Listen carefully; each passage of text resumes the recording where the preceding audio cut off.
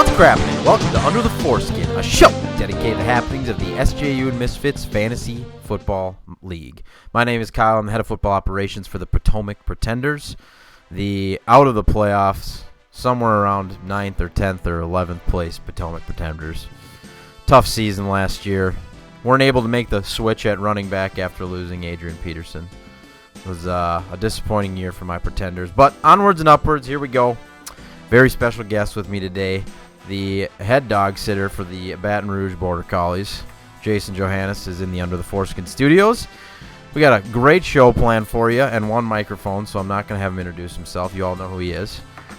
We are going to talk a little bit about Roger, and then we're going to hit off with a little follow-up to last year's hit single.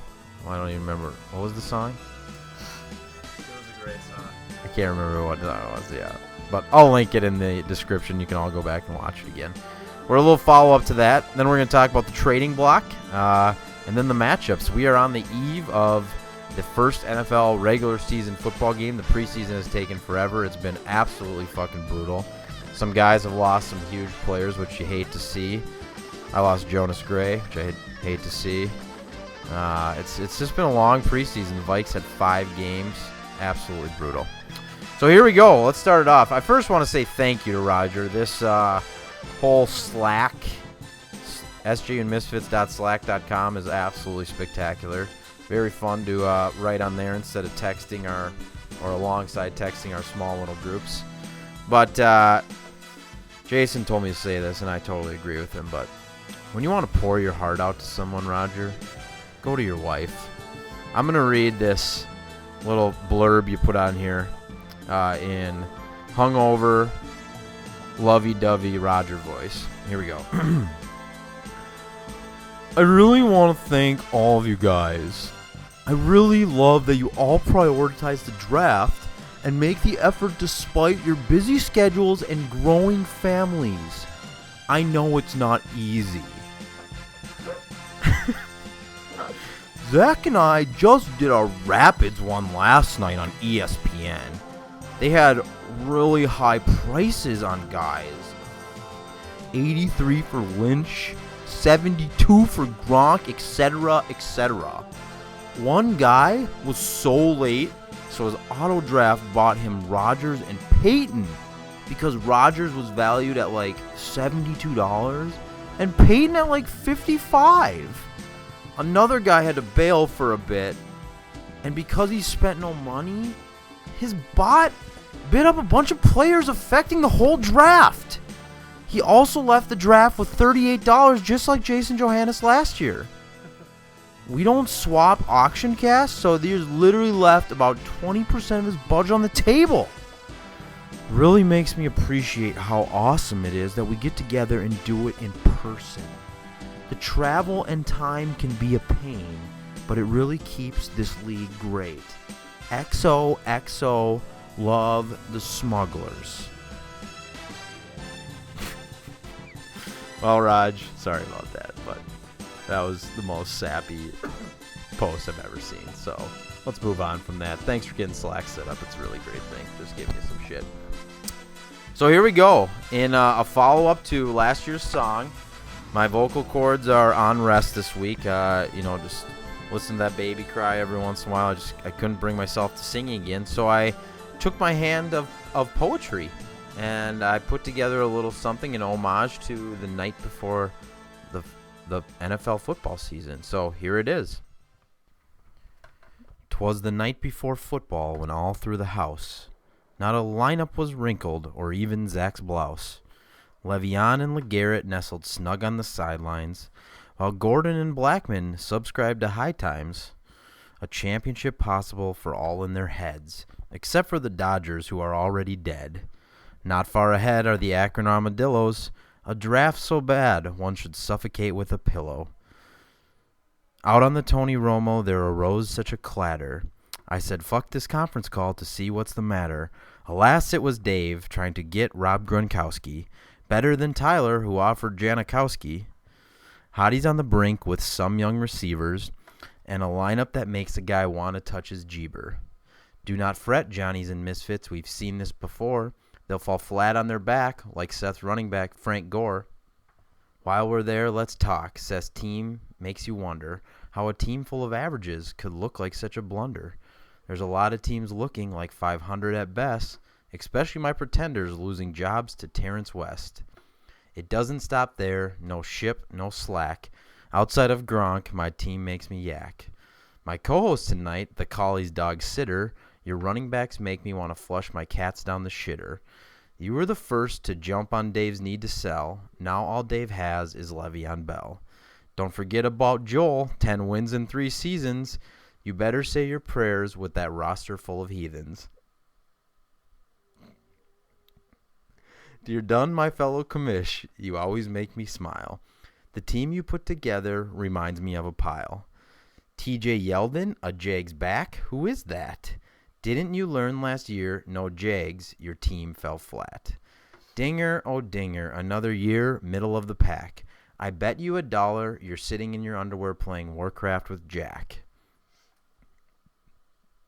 The leader of the Misfits, the only one to ever feel the fame, shouts to his peasants and calls them by name.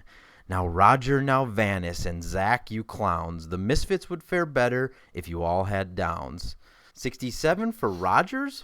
Vanis, you're hosed. With a neck bigger than your head, that's the way it goes. And then there's Roger, the information king. Look out the Dillos, a first-round knockout, that's gonna sting. Last and definitely least, someone who misspelled Zach. Week 1, here come the Dodgers, just like you like it, from the back. No question this year will be quite a fight. A merry football to Eve, and to all a good night. All right, let's kick it back. We're back. The trading block. I've had a couple deals this year. A couple semi-significant. I'd say one significant, and the rest were pretty insignificant. We'll start it off on draft night. Jason Johannes traded Sammy Watkins and Darren McFadden to none other than David Treadle of the Saskatoon Skinflutes for Emmanuel Sanders and Chris Johnson. Personally love this deal for Jason. Darren McFadden, I guess, could end up being good, but he never has been in his career, so why would it happen this year all of a sudden? And Sammy Watkins, I mean, who's the Bills quarterback? Tyrod Taylor? I think he had like 9 games last year with 3 points or less. So, Dave, good luck with Sammy. Emmanuel's an absolute stud. And just made a trifecta of receivers for Jason. Ruben Randall was traded for Owen Daniels. Not even going to talk about it. Dwayne Allen was traded for Vernon Davis. Every trade that's happened so far involves Dave, I see. Seattle and Matt Bryant were traded for Buffalo and Roddy White. And then Ray Rice was traded for Marcus Wheaton and $20 auction cash. So that's what's went down so far this year. Obviously, it's all starts tomorrow, so we'll have waiver wire Wednesday next week and the trading block Thursday for you next week. And hopefully there'll be some more deals as people learn what their team is really made of. I know it's hard to make a deal for me before I know what I have. Nothing. Anyways, I got Gronk. Oh, yeah, I do got Charles. Nice player. All right, so I'm going to hand the mic over. Jason's going to break down the matchups this week, and I'll chime in if I agree or disagree for him. And we're going to keep track of this year. I'm going to try to keep my record and the co-host record for Pick'em. So here we go. Jason, you're up. All right, week 1 matchups. First matchup I got on the paper here. The host of the Fantasy Football League, Kyle's Pretenders. He's playing the Waco Wrinklebeasts. I got the Pretenders taking this one. I think Bradford goes banana sandwich on Monday Night Football, showing everybody what he's all about on those robotic knees he's got. He's gonna light it up. Zing zing zing. Gronkowski gonna have a big night on Thursday. Obviously Tom Brady news and the Deflategate scandal is huge to hear that he came out on top, winning that case, and it's probably because he's white and he's right, yeah, and he's rich and he's beautiful. And then I think the Jets D really propels them to victory over Cleveland. And the Wrinklebeast, I think they got a good team this year. I just think that the winning, it seems to be the challenge in Waco. and this season is no different. They usually come out of the gates hot, but I think the Pretenders take this one. Kyle, your thoughts? I'm right with you. I got the Pretenders. I always pick the Pretenders. Probably be some games I don't pick the Pretenders this year, but this one is not one of them. I'm going Pretenders. I think it's a tight game. It's going to be exciting all the way down to Monday Night Football.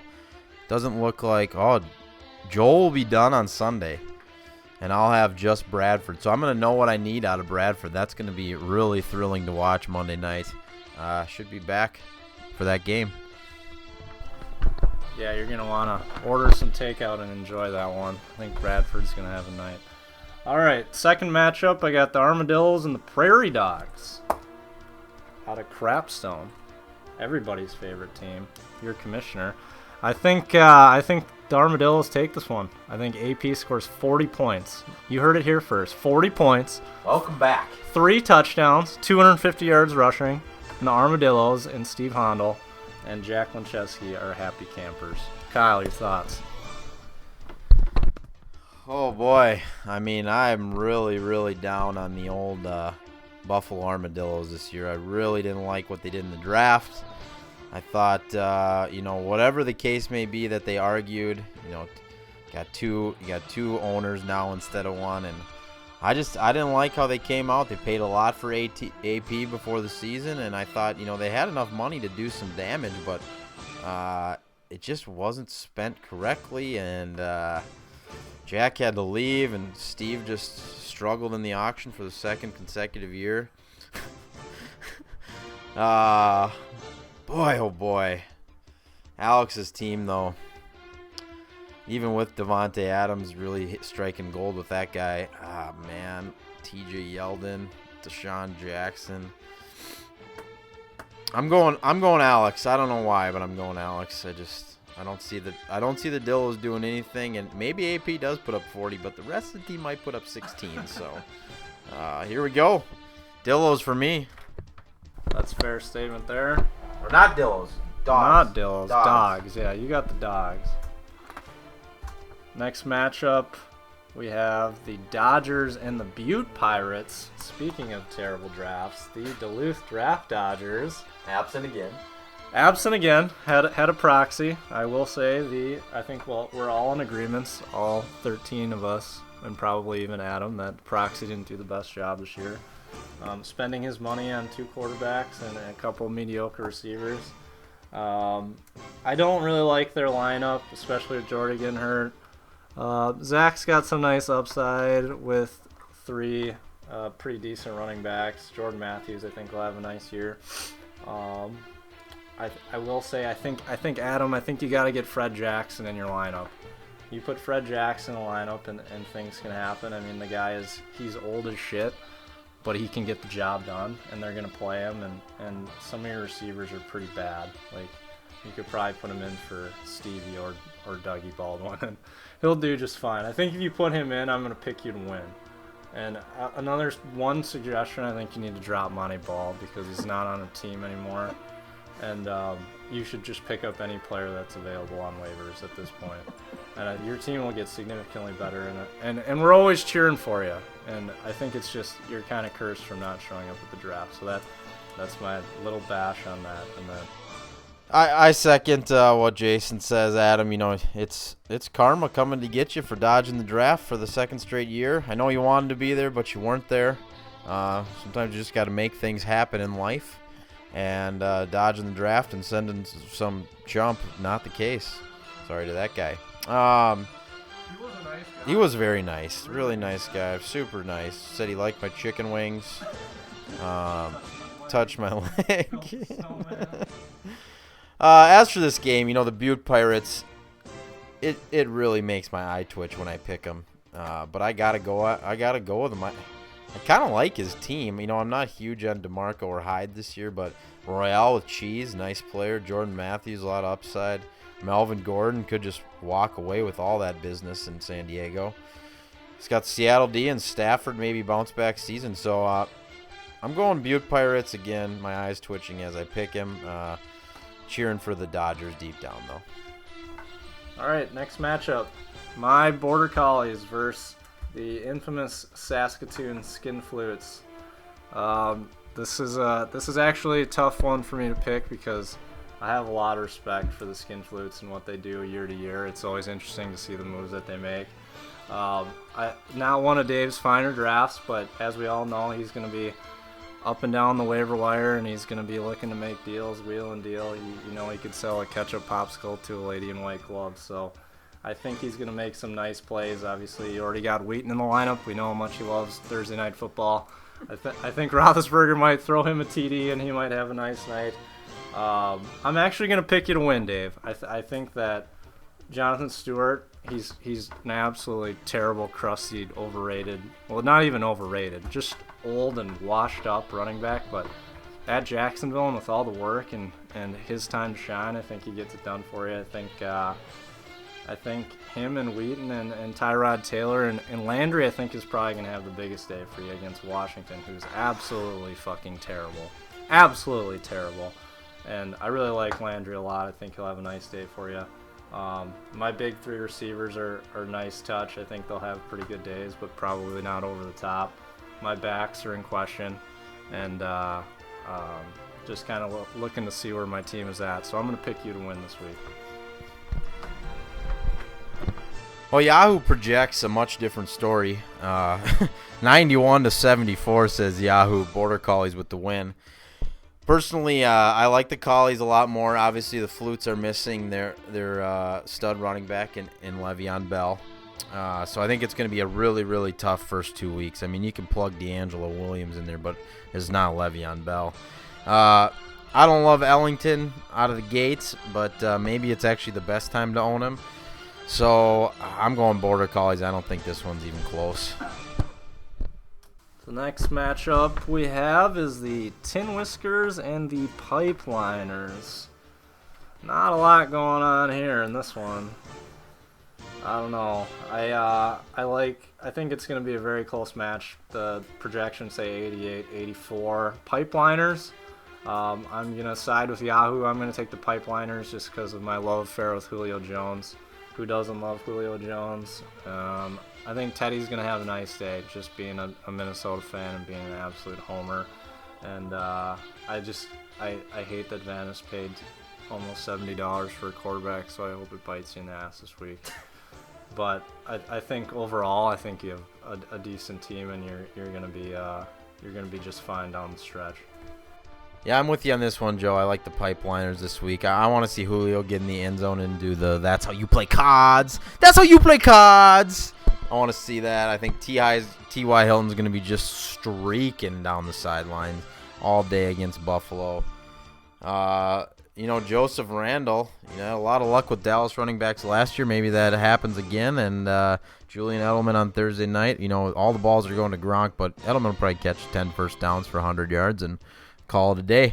I've been a nice player next year in half-point PPR. So I'm going Pipeliners. I don't think it's even that close. Hotties versus the Flint Tropics. Woo! Ooh, this is the matchup of the week. This is the toughest one for me to pick. Projections say 90-91. Hotties take it. I don't know. This is going to be a close one. Dinger's got a lot of really nice pieces, and obviously Nick had an excellent draft per usual. We'll see how that works out. Obviously, he's got a little sore spot in Kobe Fleener there at tight end. Open wound. It's got to hurt a little bit. But at the same time, I really don't know who to pick in this one, and I think I'm just going to pick Dinger because he's got Tom Brady, and Tom Brady's just a beautiful man. He just does beautiful things all over the field and off the field. And I absolutely hate Torrey Smith. Absolutely hate Torrey Smith. He is just so sexy on paper with his big playability, and he just never gets it done. I mean, even Dinger can attest to this last year. How many one-point games did Torrey Smith put up? 4 or 5, for sure. So, just that being said, no actual reasoning behind who I'm picking, but I'm going to pick Flint Tropics. Wow. I didn't realize how good the Flint Tropics were. Holy cats, their team is stacked. Boy, I might have to make some trades with the Tropics, or at least attempt to. Boy, I mean, I've been tooting the Hotties horn since that draft finished up. Really like what they did. Thought they put together a good team. But man, they got some good matchups. God, Lacey, Chicago, Hill, Oakland, Beckham, Dallas, Peyton. Oh man, this thing's gonna be 130 to 120. I mean, this could be outrageous. I think the difference is Kobe Fleener versus Jimmy Graham. I'm going Tropics. Wow, I did not think I'd pick the Hotties to lose all year, but Tropics look like a really, really good team. Well done, Dinger. Last matchup of the week, Pandas and the Smugglers. Battle of the Misfits. Your reigning champion, Tyler Olson. Never know it. I don't even know who I like in this matchup. I think I like Rogers' team with Andrew Luck, Demarius Thomas, and Antonio Brown. Gosh, that sounds good, doesn't it? Tyler's got a lot. Tyler should rename his team to the Poughkeepsie Pennies because I think he spent about $10 on every player, and he ended up managing to put a pretty good team together. Team, yeah. He did a lot with what he had, so kudos to you there. And I'm gonna pick Roger just from a big three standpoint. So I'm right there. I think it's a pretty tight matchup this week, but Roger put together a good team. He's got some huge question marks in Latavius and Dougie. But, you know, Poughkeepsie's got some huge question marks in Eli and Hopkins. I think Roger just has too much star power at the top. Luck, Thomas, Antonio Brown, that is terrifying. Nice looking team there. I'm going Smugglers as well. Well, that's it for matchups this week. Thanks to Jason the Jet Johannes for taking a day off from the dog pound and coming over to the Under the Foreskin Studios. Good luck to you this season, my friend. Yep. We're going to track this a little more, so we'll actually report back on punting versus the host picks every week. I just jotted them all down here, and we'll make it a little competition, try to make me want to do this a little more every week, because it is a lot of work. I'm not going to say it's not. You know, we're done recording now, but the editing begins, and even my half-assed job takes a little while. So until next week, I don't even remember my sign-off line. I haven't done this since like week 8 last year. 67 for Rogers. Good luck on the gridiron. I like it. Take care, everybody.